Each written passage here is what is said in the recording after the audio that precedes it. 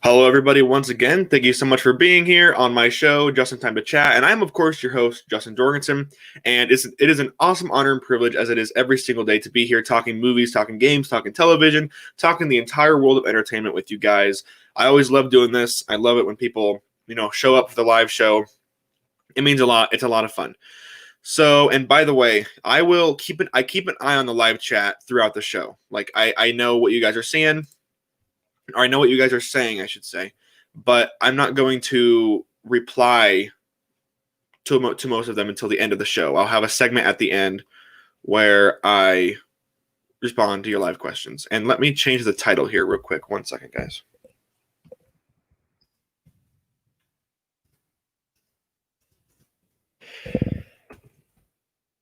There we go. Sorry, I forgot to. Okay, there we go. Saving.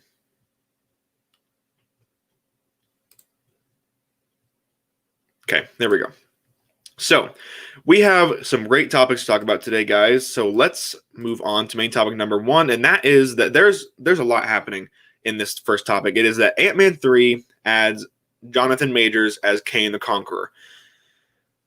There's a lot happening. So as we can see in this article this is Deadline, by the way. This isn't, this is a reliable source. If you know it comes from Deadline, Variety, it's reliable. So Jonathan Majors joins Marvel Cinematic Universe, lands major role in the next Ant-Man movie. Now, if you guys have watched the show, what's it called? Lovecraft Country. It's an HBO original. I have not checked it out yet, but it's apparently pretty good.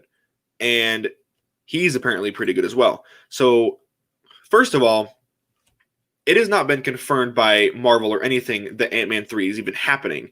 I kind of thought we were done with Ant-Man. Like, Ant-Man and the Wasp was great, and then he had kind of a nice closing chapter-ish with Endgame. He ended the movie with his daughter and Hope Van Dyne. So, that is big in and of itself. Now that we know that Ant-Man 3 is coming, whether Peyton Reed is going to return to direct, we have no idea.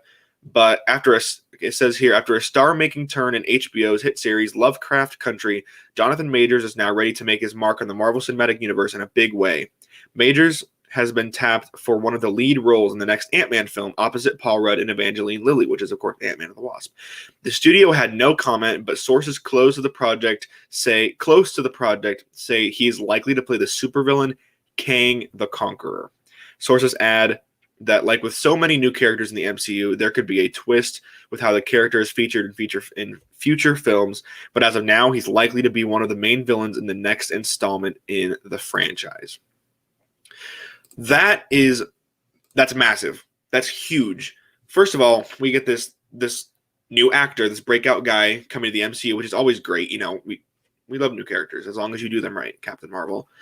But this brings up and I'm not going to go into all of them, but this brings up so many possibilities where Kang, I don't know a lot about Kang the Conqueror, but I know that Kang the Conqueror was very close to Apocalypse. And Apocalypse was, of course, the first mutant.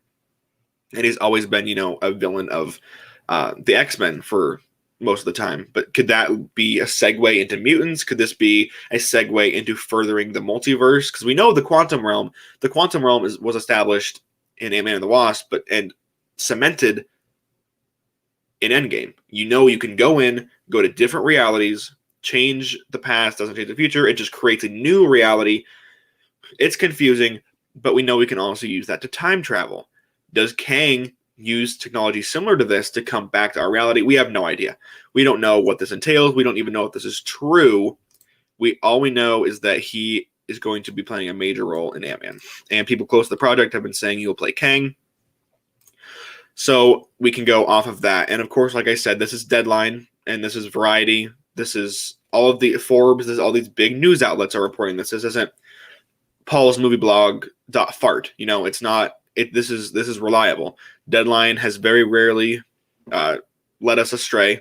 They're usually right on top of things. So I think this is huge. This is a huge thing, and I'm really, really looking forward to this. I didn't even know they were making an Ant-Man 3, but now that that's been confirmed, and Kang the Conqueror will most likely be the villain, that's massive. I thought with Ant-Man films, they've always been trying to keep it small, tight-knit, It's always been save the neighborhood or save the town or save the family, it's never been save the universe, like a lot of other superhero movies have been. So I think that was pretty refreshing. But the question is, guys, what do you guys think? Are you excited about this? Are you kind of burnt out on the Ant-Man character? Do you just want it to end? Are you excited for this? Are you not? Jump in the live chat and let me know what you guys think. And with that down, we can move on to main topic number 2. And this one shouldn't take too long, but Tenet has crossed $200 million worldwide, and it grossed roughly $6.7 million in the U.S. its second weekend. This is a tricky topic because this can be taken several different ways. This could be taken, oh my gosh, $200 million. This film cost $200 million to make, let alone the other $250 million it took to market this thing. They've got to make $450, $500 million to break even. What are they going to do? It's flopping hard. And while you're right, I don't like using the word flop because there are very few movies that have legitimately flopped. Like Cats flopped. Fantastic Four, the new one, flopped. I would not call this a flop yet. It's still number one at the box office as like one of 2 movies that are out right now. You can look at this multiple different ways, but the way that I'm looking at it is that 200 million is a very healthy number, especially it's open in every market that it's going to. And by I mean market, when I say market, I mean China, I mean USA, Japan, the big markets. However, the markets within those markets, like New York, California, those big, Texas and Dallas and Austin and Los Angeles and Las Vegas, New York City, all of those theaters are still closed. So it has yet to open in New York and some in Texas, and California is a big one because they're a liberal state and they're taking all the necessary precautions. But that's beside the point. All things considered, 200 million is not a bad number.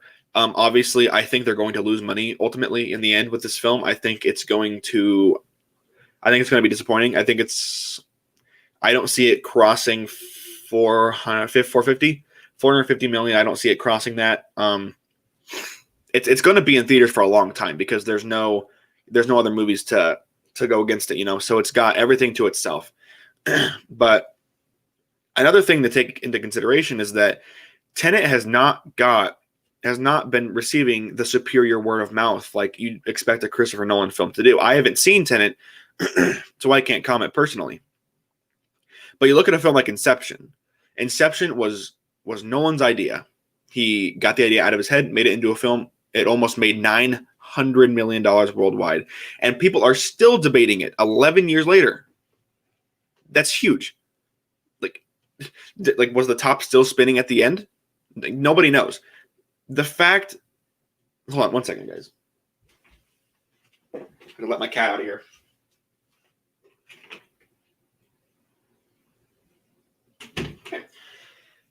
Sorry, didn't even know she was in here. But where was I? Oh yeah. And people are still debating even Interstellar. Interstellar was a fantastic film as well that made, I think, in the $600 million, maybe $700 million. But people are still debating that as well. What did the ending mean? This is what Christopher Nolan films have always been known for. And even the end of The Dark Knight Rises, like, oh my gosh, how was Bruce there? Obviously, it wasn't that hard to realize. He probably ejected out of the what's it called? The bat, isn't that what he called it? He ejected out of that before it exploded. The end. But I'm not getting this positive word of mouth with Tenet. I'm hearing a lot of issues, like even John Campea. He's a good YouTuber that I watch too, who has a show. And he's obviously much, much, much bigger than me.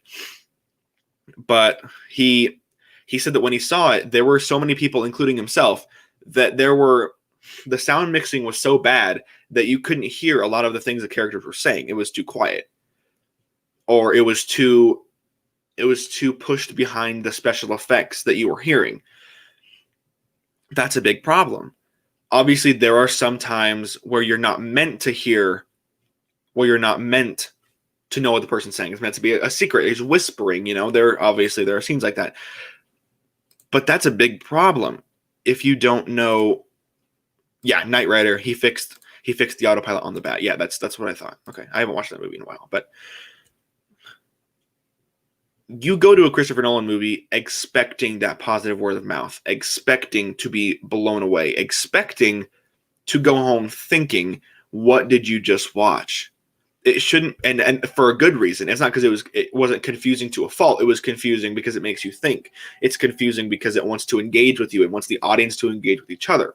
That's what a good film should do. Same with Endgame. Same with, Lord of the Rings and Hobbit. There's a ton of things in there that make you think. It's not just spoon feeding you the entire time, which is what a lot of movies nowadays do, unfortunately. But I think that is a big thing, is the positive word of mouth isn't there. It's obviously getting good reviews. It's getting, B plus, A minus. That's still something to celebrate. But it's not getting those 9.5 out of 10, 10 out of 10 ratings that Inception got, or that the Dark Knight trilogy got, that Interstellar got to a degree. It's not getting that. And that's really unfortunate because, especially in this day and age, Chris needed something spectacular. He needed something that was going to blow everyone away. And it seems, unfortunately, like it's not. Obviously, it's working for a lot of people, but for some, it's not. So I think that's unfortunate, but what can you do? It's made $200 million in like 2.5 weeks, I think. No, it's been longer than that. It has to be. Anyway, 3 weeks-ish. So it's doing fine. I don't think it's going to cross 450. I don't think it's going to, but hey, stranger things have happened. Stranger things happened. You guys can let me know in the live chat if you guys think, like, where do you think it's going to stop? Do you think it's going to make 375 million, 403 million? Jump in the live chat and let me know what you guys think about that. And we can move on to our final main topic of the day before we jump into the questions in the live chat. And that is that Chris Hemsworth has promised that he is not even close to being done playing Thor. And I obviously think that's great news. I think Chris Hemsworth's Thor is freaking amazing. Even if I don't think that Thor Ragnarok was that great, I actually don't like Thor Ragnarok at all. I much prefer The Dark World, even if that is an unpopular opinion. I much prefer the first Thor to both of those movies. But if I had to watch Ragnarok or The Dark World, I would choose The Dark World just because it felt more like a Thor movie and not like a ridiculous buddy cop movie, which I wouldn't even, whatever. I'm not talking about Ragnarok right now. I'm talking about Love and Thunder. Chris, this comes from the good people at Variety, by the way. This is not, paulmovieblog.fart. This is Variety and Deadline and Forbes. Chris Hemsworth is definitely not saying goodbye to Marvel after Thor, Love and Thunder, which is the next Thor movie, Thor 4. When asked if Thor would retire after the coming movie, Hemsworth asserted that it wouldn't be the end of his character. Are you crazy? I'm not going into any retirement, period. Thor is far too young for that. He's only 1,500 years old, he said. It's definitely not a film that I say goodbye to this brand. At least I hope so.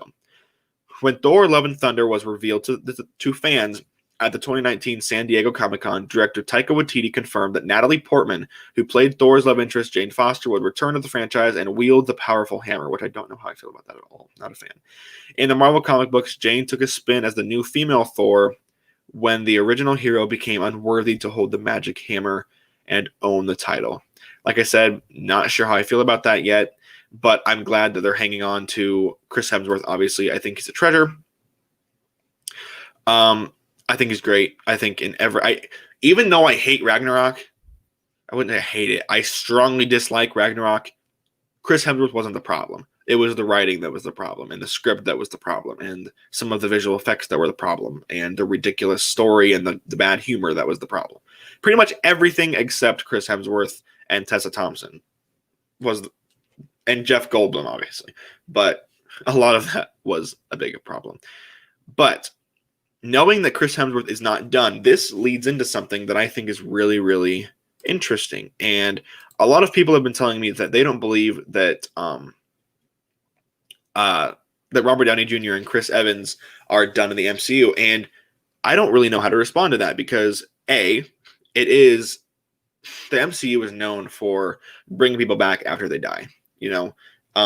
Nobody really ever stays dead. Obviously, when Infinity War happened, you weren't expecting them to stay dead, obviously. But they even put out tweets, oh my gosh, everyone who saw die at the end of Infinity War staying dead. Don't wish for things that you can't handle. And then obviously a year later, they all came back. Ta-da.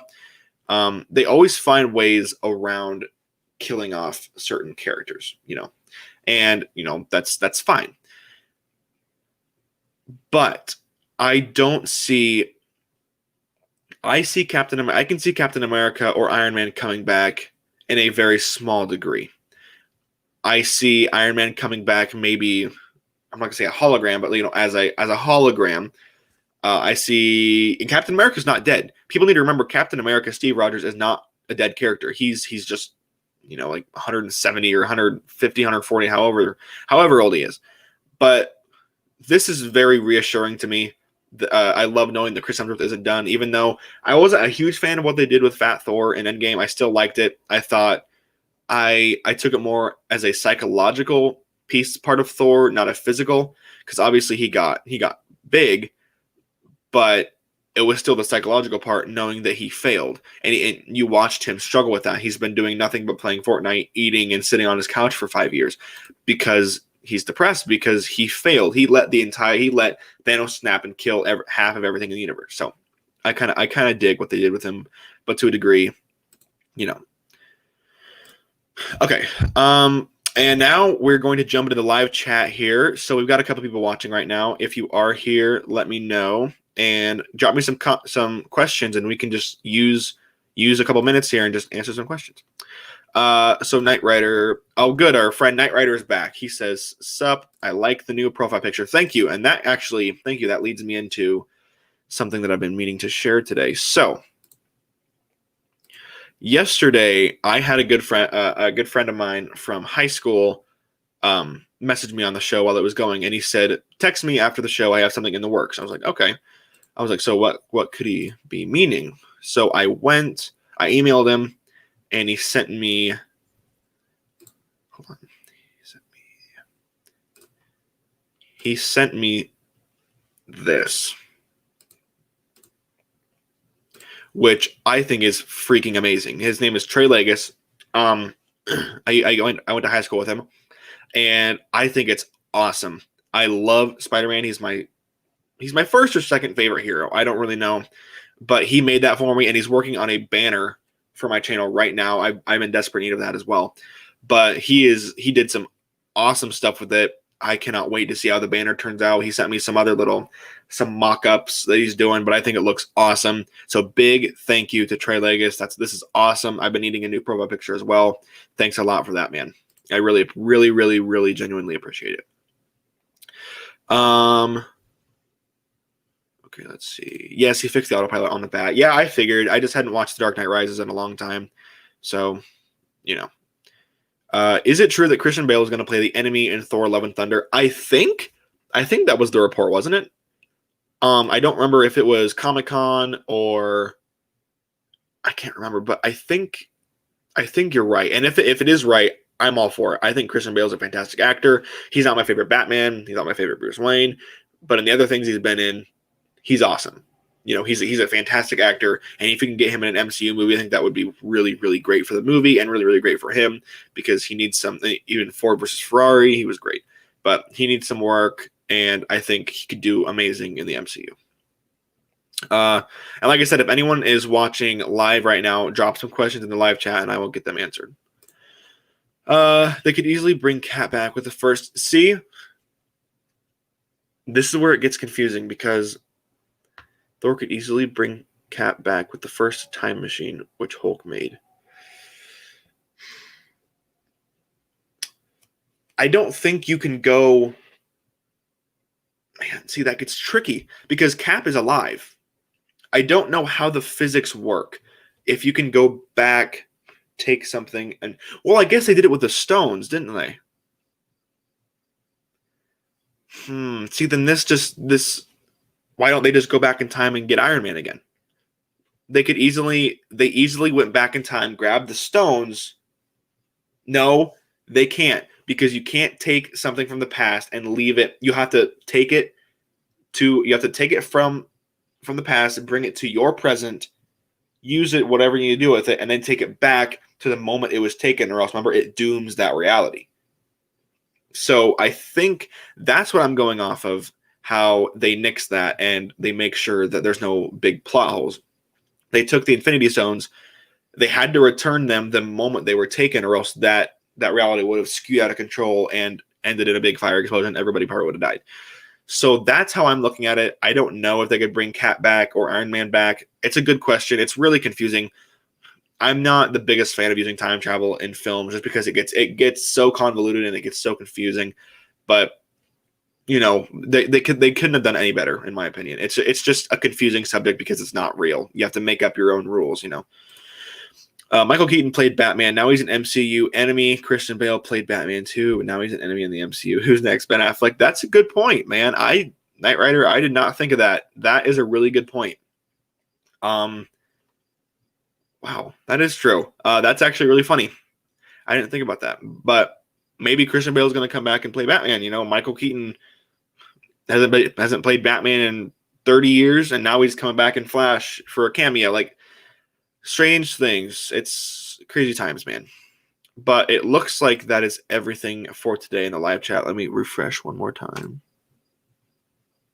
Yeah, it looks like that's everything. So thank you guys so much, as always, for watching. I look forward to hearing your theories and stuff in the comment section below. Subscribe, like. You guys know what to do. You guys are awesome. Knight Rider, I'm glad you're back. Glad you caught my show again. He's one of the biggest supporters of my show in the community. He's awesome. And that'll do it, guys. I will see you guys in the next episode of Just in Time to Chat.